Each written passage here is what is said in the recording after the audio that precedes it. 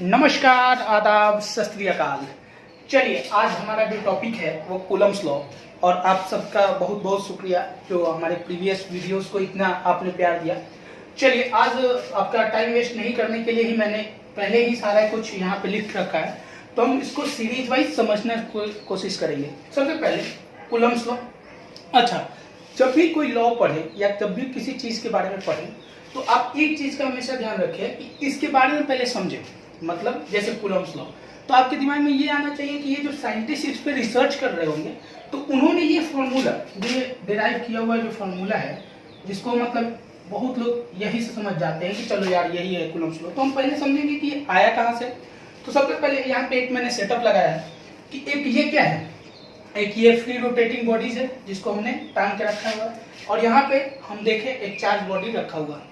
तो चलिए हम पहले देखेंगे कि जब ये बॉडी चार्ज नहीं था तब हम इस बॉडी को रखे यहाँ पे तो कोई मूवमेंट नहीं हुआ।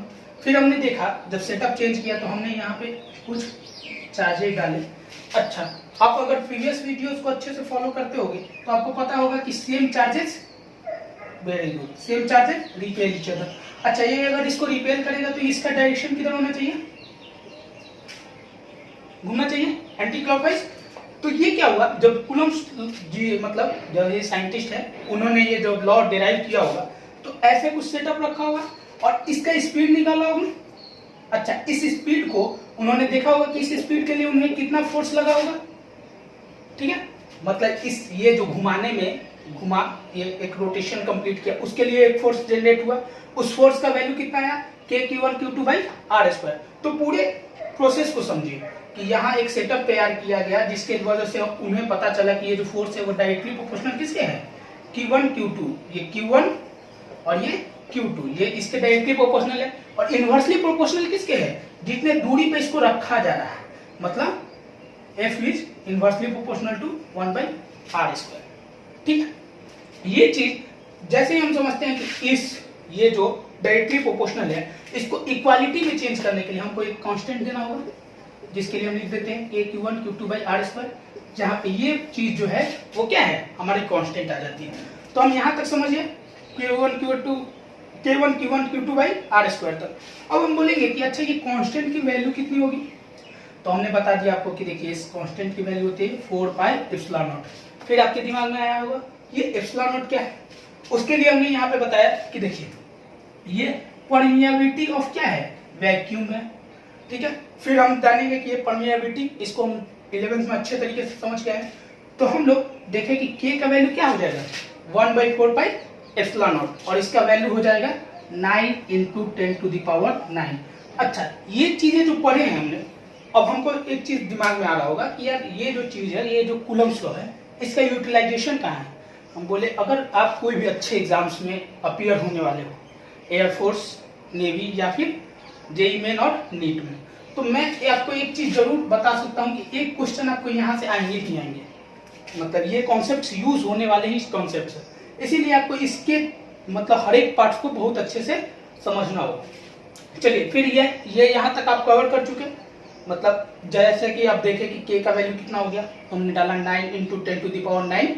फिर ε0 का वैल्यू 8 × 8.54 × 10⁻²। फिर हम बोलेंगे कि अच्छा ये फोर्स, और जैसे हम लोग आज तक पढ़े आए हैं, force equal to mass into acceleration. बोलिए इसमें और ये फोर्स में कोई अंतर होगा क्या।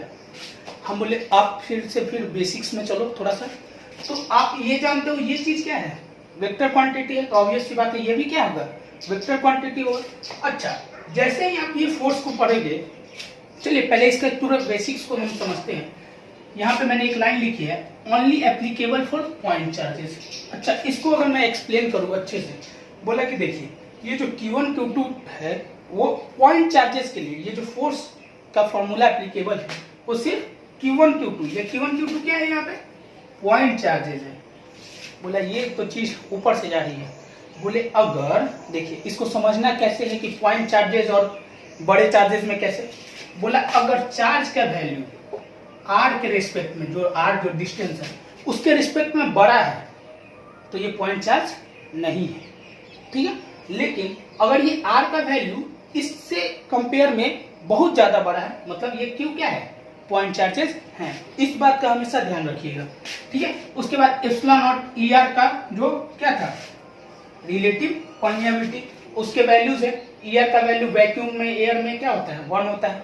फिर ईआर का वैल्यू वाटर के लिए 80 होता है। ईआर का वैल्यू कंडक्टिविटी मीडियम के लिए इनफाइनाइट होता है। ये सब चीज आपको समझना होगा बेसिक्स के लिए, ठीक है।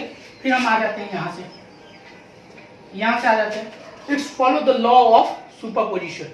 अच्छा, सुपरपोजिशन को पता है अच्छे तरीके से कैसे समझते हैं, जब हम कोई ग्रुप वर्क कर रहे होते हैं, ग्रुप वर्क, सपोज आप अगर क्रिकेट खेलते हो तो वो रोलर जिससे हम लोग पिच को रोल करते हैं, देखिए एक आदमी एक जन उसको खींच रहा था, वो रोलर मूव नहीं करता।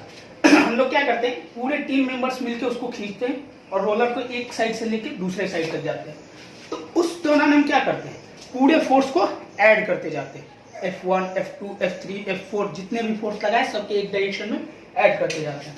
तो ऐसे ही जो F1 का होता है, सपोज हमने कोई सेटअप, जैसे यहाँ पे सेटअप रखा, इसका अगर फोर्स निकालना है तो इसके थ्रू इस पे फोर्स, फिर इस चार्ज के थ्रू इस पे फोर्स, या कोई भी अदर चार्ज जो इधर उधर, सपोज चलिए एक सिस्टम ही ले लेता हूँ, चलो यहाँ पे एक चार्ज रख लिया, ठीक है, एक चार्ज यहाँ पे रख लिया जिसको हमने कुछ बोल दिया Q1।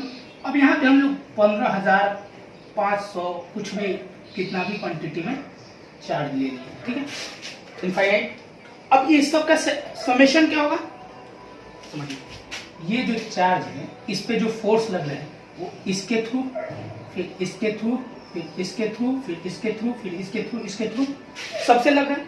तो हम लोग क्या करेंगे, सारे फोर्सेस का क्या कर देंगे, सब निकाल देंगे। इसी को क्या बोलते हैं, सुपरपोजिशन थ्योरम। चलिए इसको हम लोग ऐसे नोट कर लेते हैं, F1, F2, F3, F4 dot dot. अच्छा, इससे क्वेश्चन कैसे राइज होंगे, जो क्वेश्चन आएंगे वो कैसे राइज होंगे, तो हम देखेंगे कि Q1 का वैल्यू क्या है, Q2 का वैल्यू क्या है, हमने क्वेश्चन में दे रखा है 20 माइक्रोकूलम और 10 माइक्रोकूलम। अब आप एकदम, ये बहुत इजी क्वेश्चन है तो आप इस पर थोड़ा सा दिमाग लगाओ कि फोर्स का फॉर्मूला दिया हुआ है 1/4 pi epsilon not Q1 Q2 by R square. यहाँ R का वैल्यू मैंने दे रखा है A, आप कुछ भी ले लो, 1 मीटर 2 मीटर जो भी, मेरा बस ये तरीका है ताकि आप चीज़ों को पूरा ब्रीफली समझ पाओ, मतलब एक एक चीज बेसिक्स। जैसे ही आपके सामने क्वेश्चन है, सबसे पहले आपको क्या करना चाहिए, इसका एनालिटिक डिस्कशन करना चाहिए कि आपको इस क्वेश्चन में दिया क्या है और उसके निकालना क्या है। ये दिया हुआ था, उससे फोर्स निकालना था, हमने फॉर्मूला लगा दिया 1/4 पाई एप्सिलॉन नॉट Q1 का वैल्यू कितना दिया हुआ 20 और Q2 का वैल्यू 10। ये चूंकि माइक्रोकूलम में है तो 10⁻⁻6 और R square equal to A square, ये हो जाएंगे इसके फोर्स, ठीक है। चलिए अब इससे आगे थोड़ा सा मूव करते हैं, ये क्वेश्चन पे आते हैं, ठीक है।